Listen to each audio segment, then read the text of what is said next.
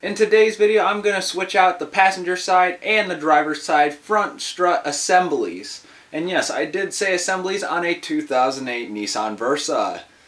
Now, before I continue, if you haven't hit that subscribe button for me, leave a comment below, or hey, give me a like.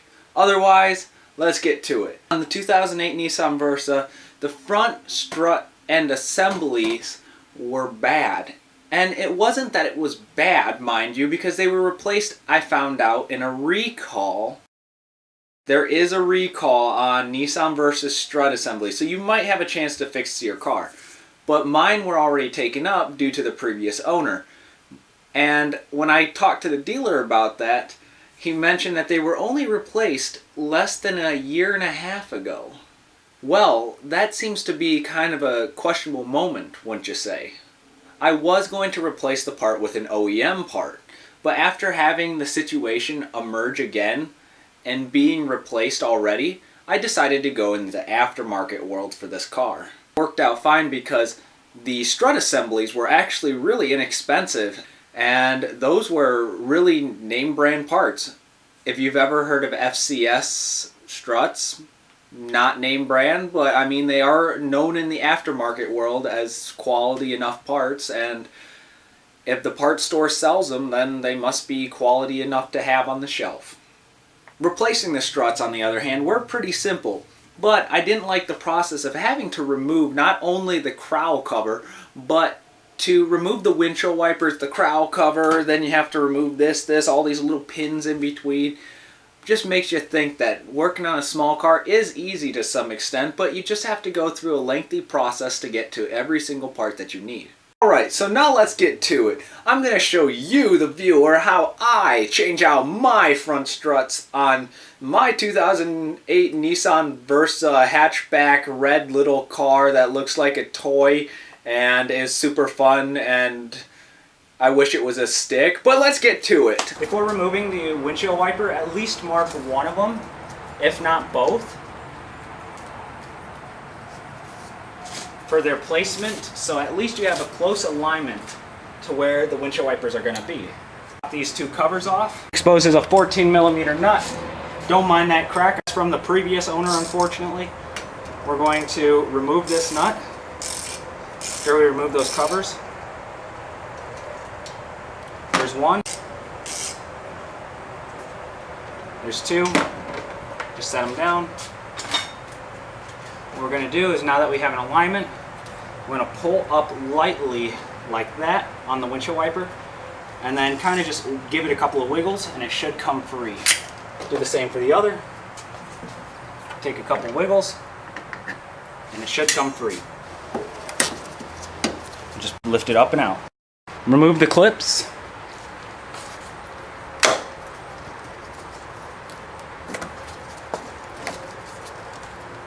These should come off really easy. There's a little pin right here that you pull up, and it unlocks it from the car. To remove, pop it down, up and out. Don't forget to unplug the windshield washer fluid reservoir from the car. Just like that.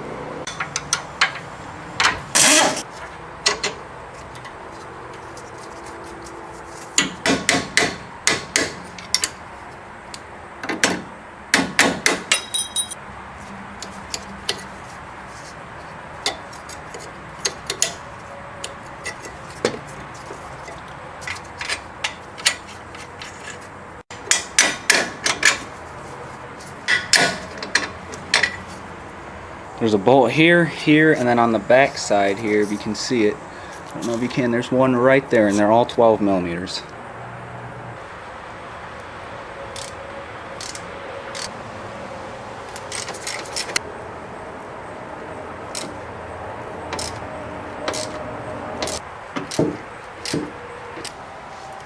One.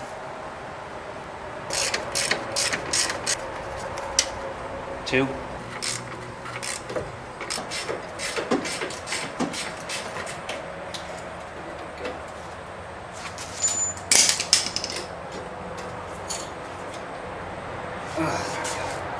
Pull it right out. Make sure that they are identical, so they look identical. You can see where the spring is starting to.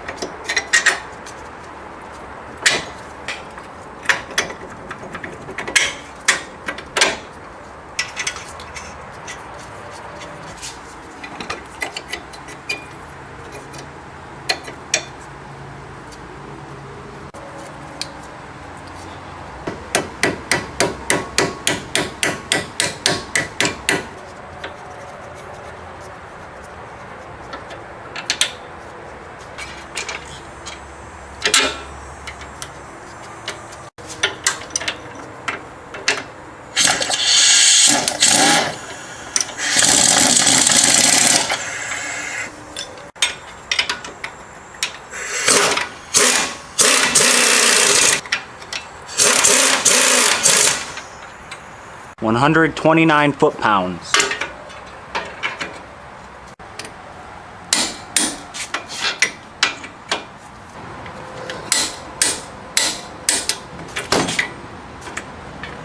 $27 foot-pounds for the sway bar end link.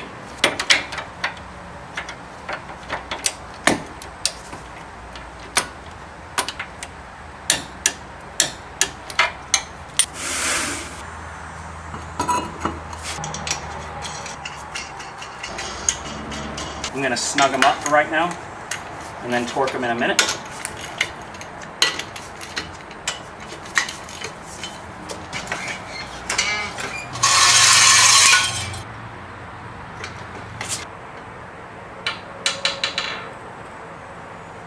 Torque the strut mount bolts to 17.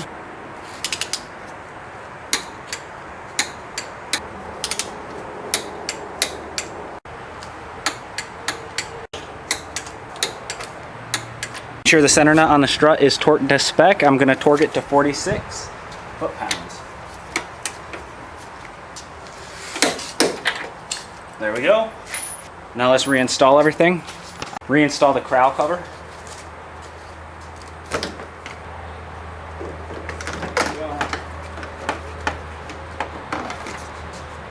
Make sure you plug in the windshield washer fluid hose. Like so. These two nuts over here.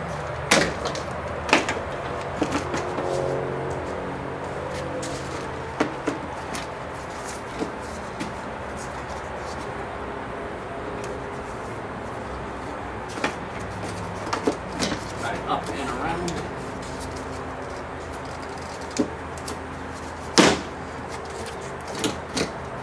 Just like that. Reinstall. We're going to face them upward. Make sure this is all lined up. Everything is square to the car. I'm going to face them upward. You should hear them click. Just like that. This one didn't have a clip for it. And that's all secured.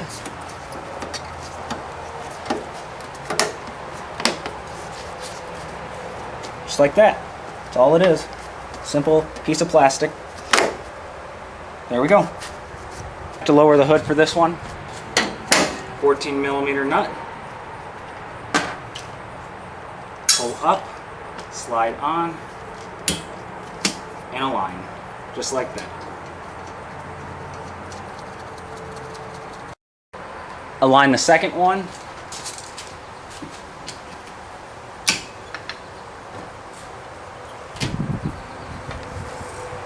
Go. Right about there.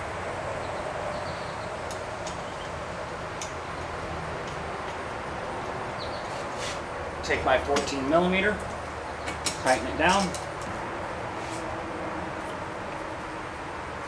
It's fine right there. Let me tighten it up. Just snug it down. Don't forget, tighten the bolt down, but don't over tighten or you could end up with something like that. I actually don't know where that came from or how it happened, but I assume it's from something previous owner did. There we go. And just kind of snug it up. Don't actually wail on it, just snug it up. There we go. Torque lug nuts to 83 foot-pounds.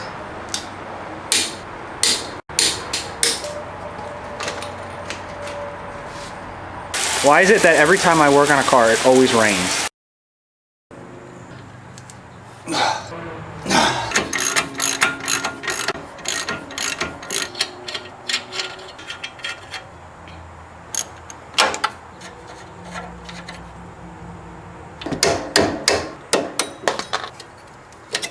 There we go.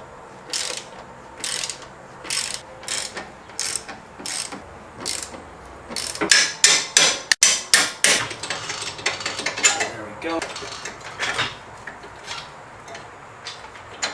Two, come forward. Yep. There's one. There's two.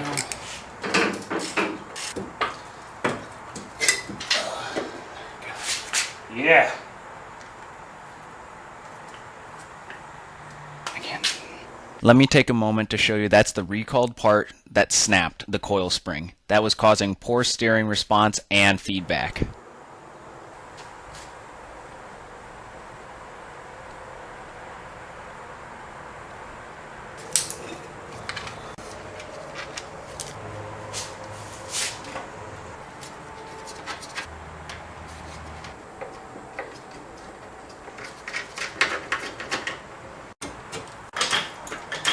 You got a part? How much is it? You got to pay it?